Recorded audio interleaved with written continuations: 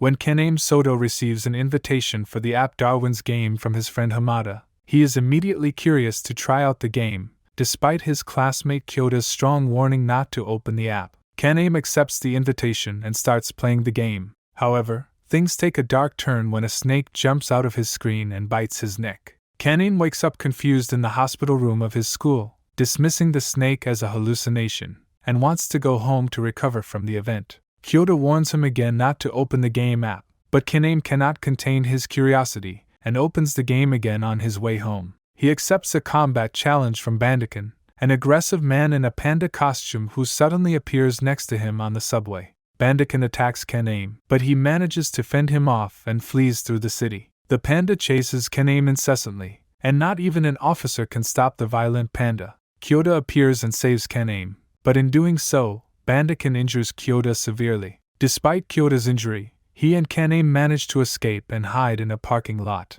Kaname now finally realizes that this is no ordinary mobile game, but a real-life game with no way to escape, and the stakes are life or death. Kyota explains to Kaname why Bandakin is such a strong opponent, as he can make himself invisible through his sigil, an ability each player is given through the bite of the snake, and then can be improved with practice. Kaname and Kyota soon realize that hiding from Bandakin is futile, as he can track Kaname's location through the app. They conclude that Kaname must leave the injured Kyota behind to lure Bandakin away. Kaname fights off Bandakin's attacks in close combat, but eventually seems to be outmatched. However, the fight comes to an abrupt end when Bandakin is suddenly hit by a car, resulting in Kaname's win over the panda. Bandakin's lifeless body is teleported piece by piece, leaving only a pixelated outline on the ground. Kaname is familiar with these pixel outlines that have been appearing all over the city, mistaken for a new kind of art. But now Kaname realizes what really has been going on. They are the remains of those who were killed in Darwin's Game.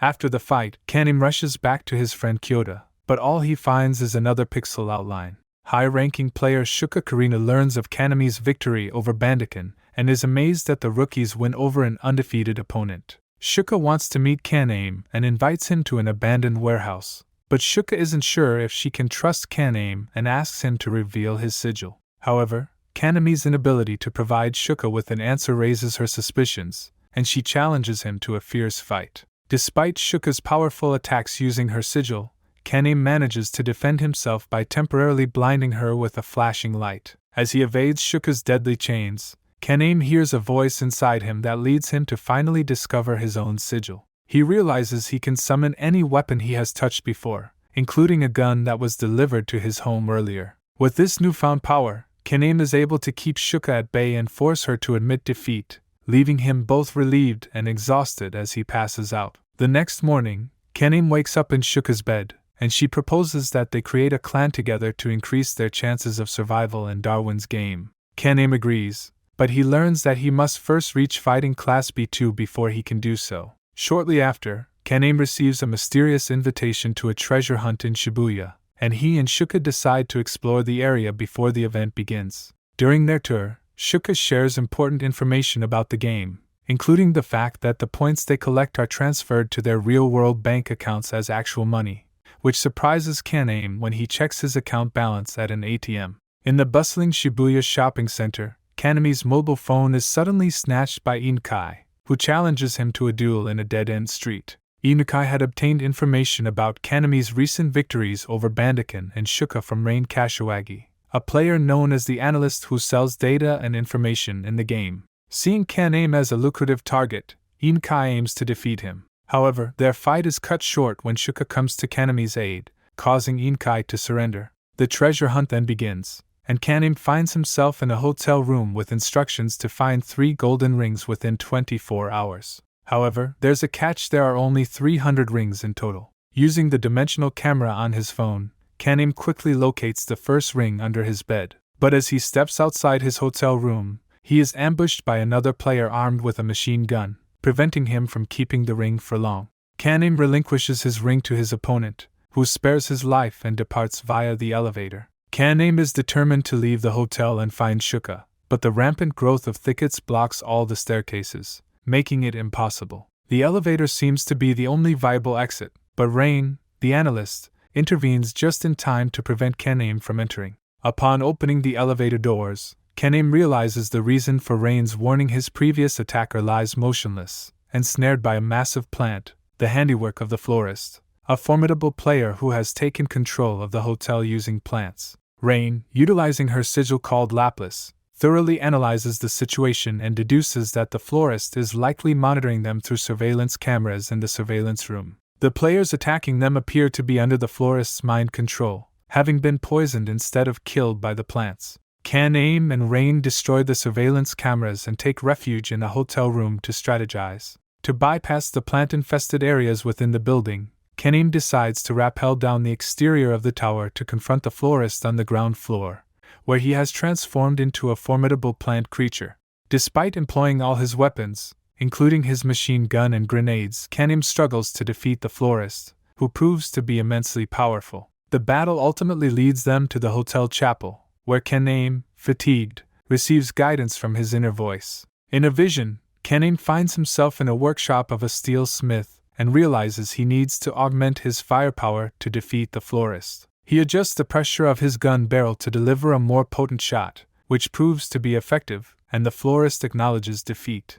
Rain joins Kaname in the chapel and warns him of the impending danger posed by Wang, the leader of the bloodthirsty 8th clan, who plans to storm the hotel to collect the 24 rings. As the situation grows increasingly dire, Kaname and Rain prepare to face the imminent threat. Due to this prediction, they decide to create a temporary alliance with the florist, whose name is Hiragi Ichiro, to combat the 8th clan with combined strength.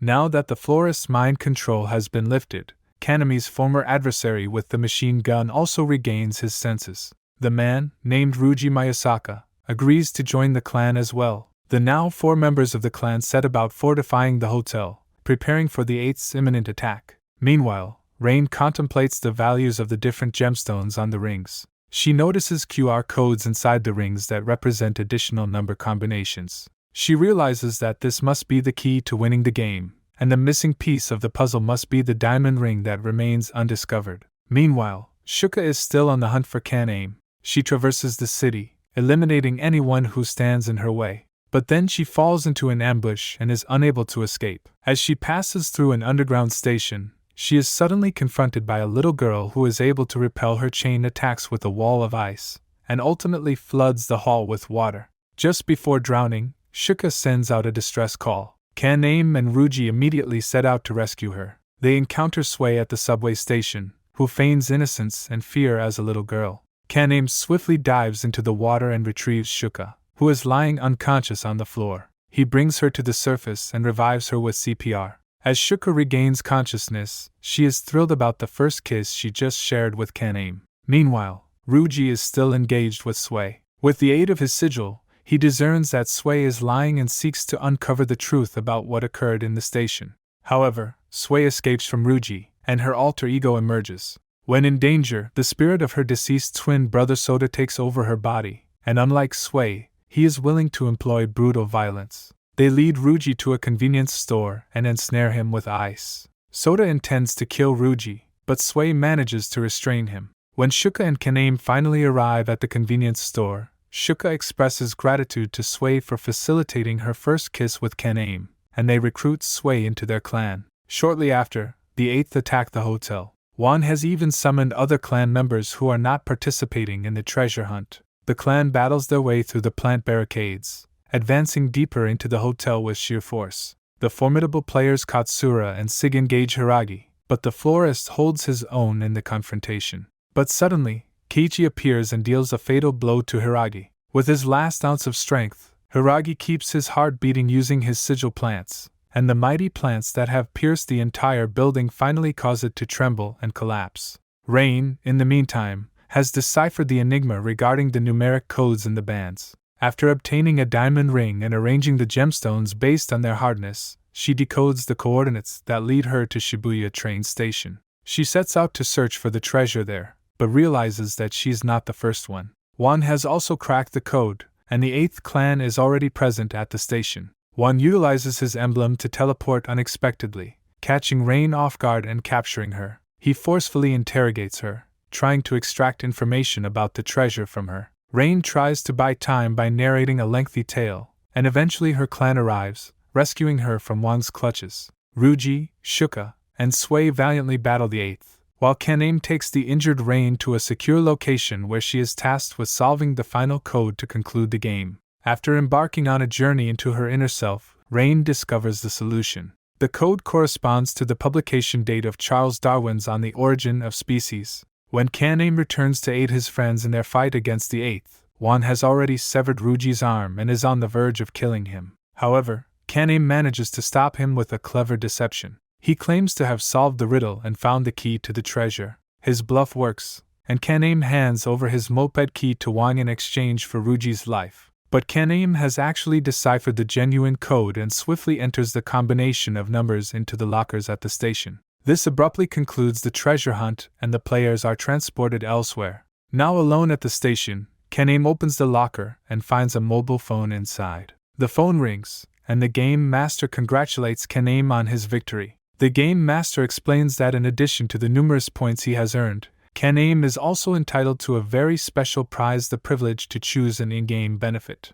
Sometime later, the friends gather at the Danjo Boxing Club. Ruji has been healed by Kid, and Kaname is receiving training from the coaches. Master Danjo expresses his desire to join forces with Kaname's clan, known as the Sunset Ravens. However, Danjo requires Kaname to prove his worthiness by defeating him in a fight. It's a grueling battle between Danjo and Kaname, with Inkai acting as the referee and Rain and Ruji watching from the sidelines. But ultimately, Danjo acknowledges Kaname's worthiness and accepts him and the Sunset Ravens as alliance partners. Suddenly, a mysterious masked woman appears and abducts Kaname. The woman is revealed to be Lu Shuan, the top-ranked player in the D-game, who comes from a long lineage of assassins. She recognizes Kaname's potential and sees him as the ideal partner to have children with and pass on their skills to the next generation. Shuka is infuriated by Kaname's abduction. She pursues Shulan's vehicle alongside Rain, Ruji, and Sway,